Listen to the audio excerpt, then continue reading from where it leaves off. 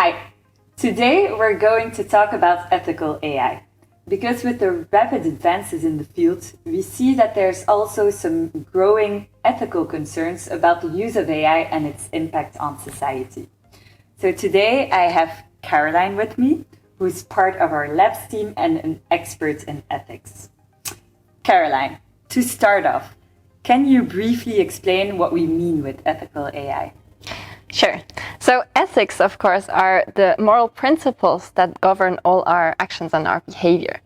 So when we talk about ethical AI, we basically talk about applying these principles to our AI solutions.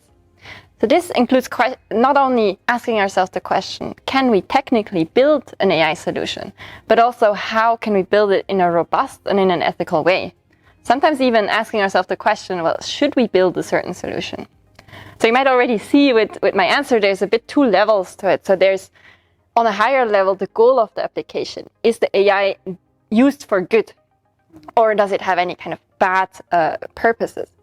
And then there's also a more tactical level, almost, looking at the parts of the AI solution and could they unintentionally be built in an unethical way? Mm-hmm.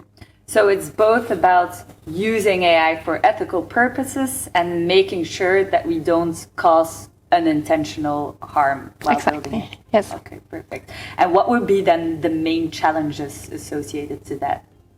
Well, with ethics, by definition, it's very personal, right? So usually there's not a right answer. And then if we need to kind of apply our ethical values for a technology, we need to find some kind of common set of rules or definitions, which is very, very challenging. And also with the upcoming concerns, thinking, for example, about deepfakes that might influence public opinion, etc., we of course do need to look at these risks, and we also need regulation and rules on how to deal with these kind of concerns. But if there's regulations that's too strict, it might also hinder innovation. So that's the other challenge that we are facing right now. Mm-hmm, mm-hmm. So these are definitely things and challenges that we will have to address as a society. Now, if we look at companies, why is it important for them to think about ethical AI? Well, I think for companies, there's a bit two sides to it. On the one hand, you want to get the benefits of AI. And then on the other hand, there's also risks of not considering ethical principles in your AI solution. Well, on the benefit side, it's really about creating trust with your customers, creating trust with your employees, and even with society as a whole. Because, well, we do believe AI has a lot of potential to do good, as we said before. But in order to really have people adopt an AI solution, we need trust. So we need people to trust that this solution has been built in an ethical way and is working as we say, in order to really drive the adoption of a technology. So that's more on the benefit side. But then there's also just risks involved of not considering ethical AI. Can actually be a threat to your bottom line. So think, for example, of reputational concerns or wasted resources because a solution at the end is not actually, cannot be put on the market. So we need to proactively address the risks and mitigate the risks to create business value with our solutions. Mm-hmm. So you mentioned before that there are some risks associated with that could be in AI solutions that cause unintentional harm. Can you give some examples of that? Well, sure. Think, for example, of a solution for recruiting purposes. If we say we have an open engineering position and we want to build an algorithm that can match suitable candidates with this open position.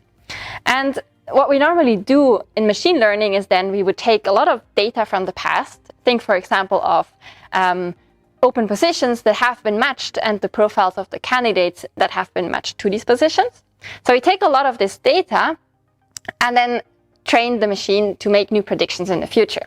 But now if there's a historical bias in these data, for example, a bias towards male applicants because they have been considered more often for an engineering position in the past, the model will learn that and it will make predictions that could be biased.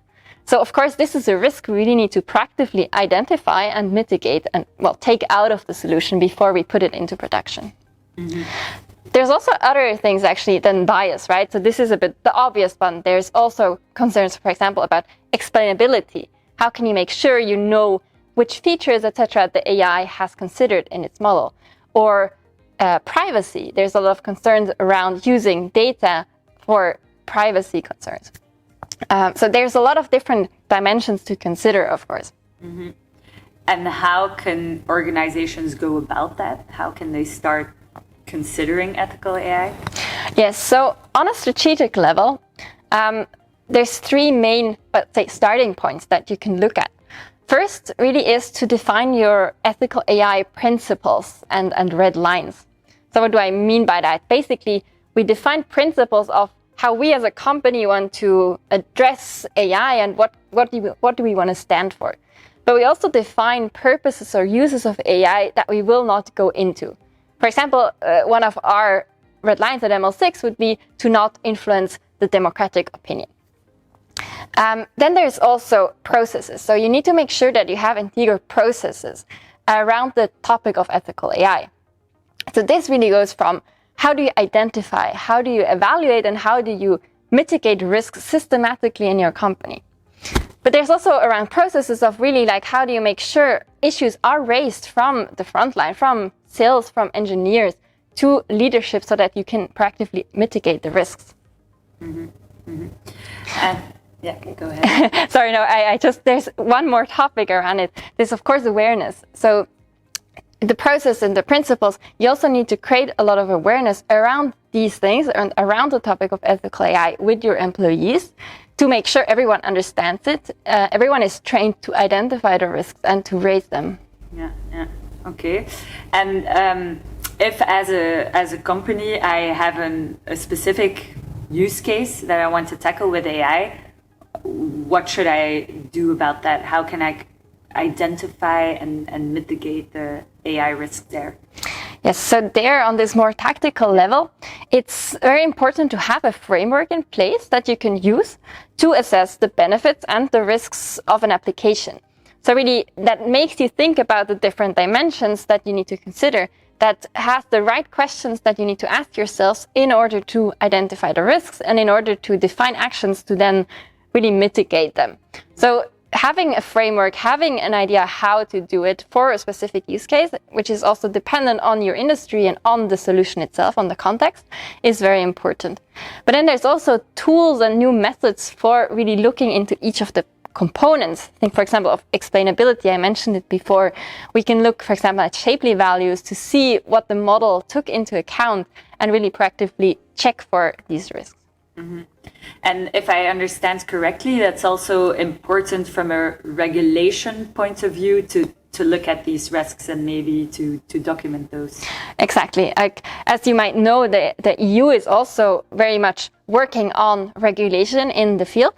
So there it's really important already, but it will be becoming even more important to really document that you have considered risks, that you have asked yourself these right questions, and that you are taking actions to mitigate them. So that will definitely be a big concern, the documentation. Yeah.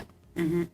And do you already see organizations doing that in the field? Are they already thinking about those things? Yeah, so that's a very good question. Basically, we already see that there's growing awareness, right? We are at the start of the journey. There's still a lot to be done, but companies are getting more aware of the topic, and there's a lot of research also going into it. And especially organizations that are, we say, a bit more the high-risk sectors. Think, for example, of HR or education or law enforcement. Basically anything that really deals with people's lives or that could have an impact on people's lives, there we need to pay attention, even more attention to. And those companies in these sectors are definitely having already a lot of measures in place. And if you think more about the big tech companies, they of course are very active in the topic. So they are defining their principles, they are coming up with approaches how to address it, and they are also developing tools, easy open source tools, for example, to help others mitigate those risks or just identify the risks. Mm-hmm. Mm-hmm. And at ML6, what do we do about the topic? Well, so at ML6, of course, well, as a leader in the AI field in Europe, we do believe that it's bit our responsibility as well to help shape this environment, to really help drive the topic forward, and to also help guide our clients through the changes that might be coming for them. And what we do internally, of course, is we have our framework in place on how we can assess our solutions, how we can assess the risks of those solutions, which we also do for our clients. So we help our clients with this documentation that we mentioned before of how they look at risks of a specific solution. But then, of course, at ML6 also we build machine learning solutions, right? And there we have all our principles basically in everyday production. We have it integrated. And we use these tools that I was talking about, for example, for building explainable solutions, for checking for bias, etc., so that we can build ethical solutions in our projects. All right, great. Is there anything else you would like to add to the topic? Well, basically just that ethical AI, I think it's a very exciting topic, and it's very important to think about it and to dedicate a bit of time and resources as well to be able to shape the environment that is coming for us in the future. Great. Well, thank you, Caroline. And I hope with this you have a good understanding of what ethical AI is and how you can start digging into the topic.